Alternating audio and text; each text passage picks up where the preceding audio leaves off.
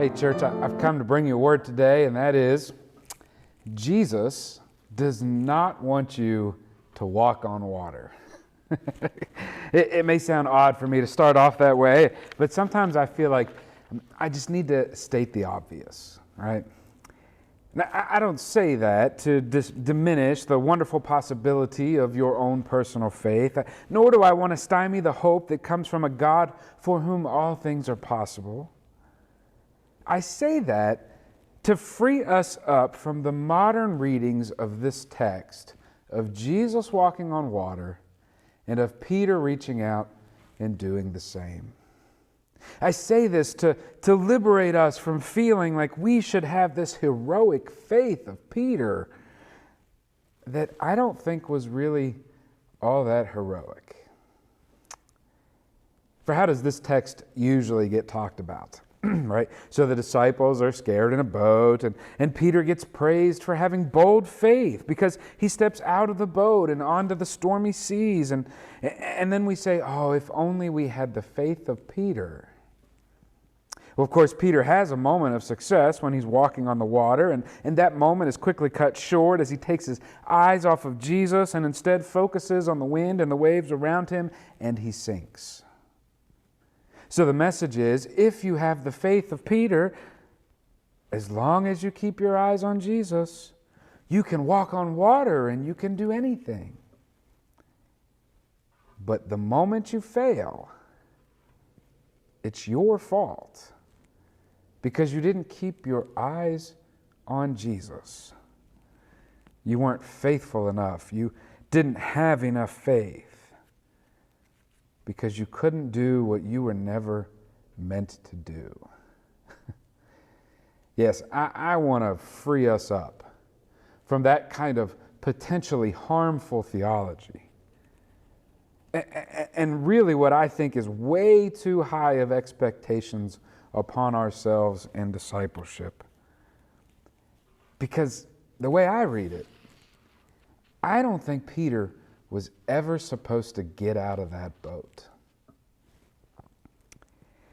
Let's take this story, right, that we have here, but let's change the location for just a moment, right? So let's just say the disciples are in an airplane, and they're flying off to their next mission, and the disciples look out the window, and they see that it's Jesus that's flying up to them, and someone says, oh, it's a ghost, and someone says, oh, no, it's Jesus, and Now, stick with me here, right? I mean, if Jesus can walk on water, he can fly too, right? Well, so continue with this story in our minds. As an act of deep faith, then Peter opens up the hatch of the plane and he steps out of the plane. Stepping out of a boat in the pitch black, in the middle of a storm makes about as much sense as stepping out of a moving plane. And we weren't made to step out of airplanes. And neither were we made to walk on water. Peter has this moment with Jesus, however brief of time that it is, where he's on top of the water with Jesus. And I'll give it to Peter. That's really cool. But Peter sinks. But it's not because he didn't have enough faith. It's because he was out there where he never should have been in the first place. He's trying something that he has no business trying. He's out there demanding to do what only God was meant to do. When Peter steps out of that boat, I don't think he is to be praised like this is some act of courageous faith. I think we should realize what Peter realized right about the time the bottom started falling out for him. That he really dumbed it up on this one. That he really made a mistake. That out there, out of the boat and into the water, he's vulnerable. He's exposed. And that may be his fault. But whether it's his fault or not, whenever the water is coming up around our necks, whose fault it is, doesn't seem to matter all that much, does it? When Peter steps out of that boat, it's not because he is so full of faith. Jesus does admonish him, saying, "Ye of little faith," and asks, "Why did you doubt?" But I want to ask us, where did the doubt begin for Peter? Was it when he was out on the water? Or was it while he was still in the boat when he said, "If"? Lord, if it is you, command me to come out there with you. Now, Peter had just enough faith to call him Lord, right? Which was a title that only believers used to address Jesus in Matthew's gospel. Enough faith to call him Lord, but enough doubt that Peter wanted proof. He demanded a sign. And I don't blame Peter. Lots of people wanted Jesus to perform miracles for them, demanding signs to prove his claim that he is truly God's Son. But how many have done the same since that night out on the sea? How many times have you and me? God, if you are really there, show me a sign. God, if you really care, do this for me. God, if you are who you say you are, then you will fill in the blank with whatever notions you have about what God should be doing or how God should be God. Yes, I don't think Peter has any business out there walking on water, and neither do you, and neither do me. For who walks on water? Ask that question to any culture, in any time and place, and the only people, they'll answer to you that the only people who walk on water are those who are not of this world. Throughout human history, there have really been two answers to that question. One is ghosts, right? Those of the other world, and that's what the disciples think when they first see him. And the other answer is the divine. And I think Peter's doubt lies in his if. And I think his sin lies in his overreach. For he's trying to do something he was never intended to do. He's trying to take and assume the place that's reserved only for the divine. How many times have you known someone, or it's Lent, so we should be honest with each other. How many times have you thought you were being so bold and courageous and faithful, only to find yourself out there and in a bad spot? You were somewhere where you didn't belong. Was it when you thought you knew better than everyone else? And isn't that stepping out where only God belongs? Was it when you were so sure of your judgment upon someone else?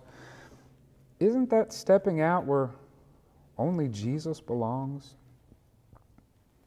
Was there ever for you a moment of misplaced zealousy, right? Stepping out, thinking that you could face the storms of this life all by yourself, that you could take upon the world's problems without the support of your community who's in the same storm with you and in the same boat with you. Or worse yet, think that you hold a place of privilege over them and can move on out and leave them behind. I think that's when we dumb up. I think that's when we get it wrong, when we step out, when we think that we're the heroes of our own story and we end up in a spot and all we can do is cry, "Lord, save us." Save us from ourselves. In our gospel lessons, Peter is the disciple that takes the center stage among all the disciples, not because he is some superhuman disciple who has the potential of faith to walk on water. It's precisely because he can't that he takes center stage. He is the prominent disciple because he is to represent us to ourselves. Peter is the mirror for which we are to hold in front of us in our own journey of discipleship, so as to see our faults and our frailties as well as our strengths. We who sometimes need reminded, and we don't walk on water. We who sometimes need to experience the storms of life, that when we feel battered by the wind and the waves, who will feel at times like Jesus is so far away and has just left us out here to defend for ourselves. We who will experience fear and will experience doubt, and they too will become the places where our faith will flounder and become the moments where Christ comes to us and saves us from ourselves and even become for us. Yes, faith and doubt even become for us the moments when our faith will be forever strengthened and we will find courage and we will take heart. Take heart. Some translations read, as Jesus approaches the disciples here in the boat. Take courage is another translation that reads. I want to ask us, does it take more courage to walk out on water? Or does it take more courage to stay in the boat and to trust that Christ can come and find us no matter what storms life throws at us? Jesus uses that phrase, take heart or take courage, a few other times in the Gospels. One is early on in Matthew 9, verse 2, when some friends bring a paralyzed man to Jesus, and he says, take courage, child. Your sins are forgiven. So let me ask us, is it more courageous to trust that Jesus can make the lame walk, or to trust that Jesus can forgive our sin? Later in that same chapter, verse 22, when Jesus is on his way to raise someone's daughter from the dead, and a woman who has been suffering from bleeding for 12 years reaches out and touches his cloak, and Jesus says to her, take courage, daughter, your faith has made you well. I want to ask us, is it more courageous to trust that Jesus can heal physical infirmities? Or is it more courageous to trust that our faith has already risen us from the dead? Our faith has already made us well. In Mark 10, when Jesus was leaving Jericho, blind Bartimaeus yells out, Son of David, have mercy on me. And it's the crowd that says to him, take courage, get up, for he is calling you. I want to ask us, is it more courageous to have the blind see, or is it more courageous to know that the dead will rise and mercy is calling for us? And again in John chapter 16, verse 33, when Jesus is saying his final farewells, speaking tenderly to his disciples who are about to see him suffer and die, and he wants them to be ready for life when he's gone.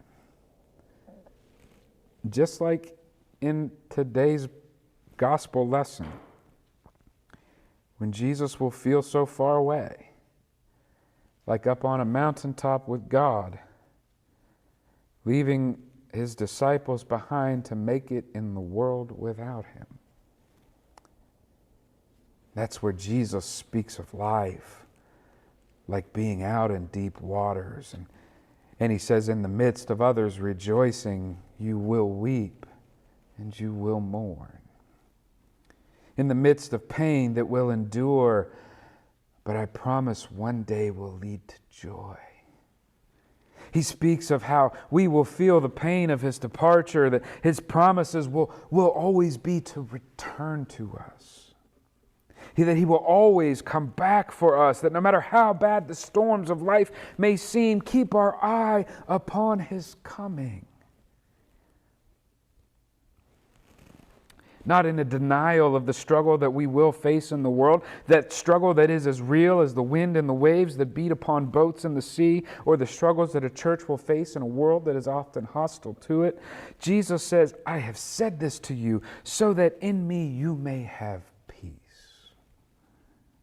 Verse 33, in the world you will face struggle, but take courage, for I have overcome the world. Is it more courageous to allow the pain and the struggle and the weeping and the mourning to define our identity? Or is it more courageous to find peace? The peace of Christ that surpasses understanding even in the midst of storms, and hope that is precisely found within the storms, deeply within our need, that is the moment when Christ will come to us. To doubt is to waffle back and forth between two positions. Courage, however, is to root your heart firmly on the solid ground of one place, or rather, one person. Is it more courageous to walk on water, or to trust that Christ is that person? That Christ is the one who walks on water. Christ is the one that is coming to us and hearing our cries and having mercy upon us. Christ is the one who comes to us and saves us.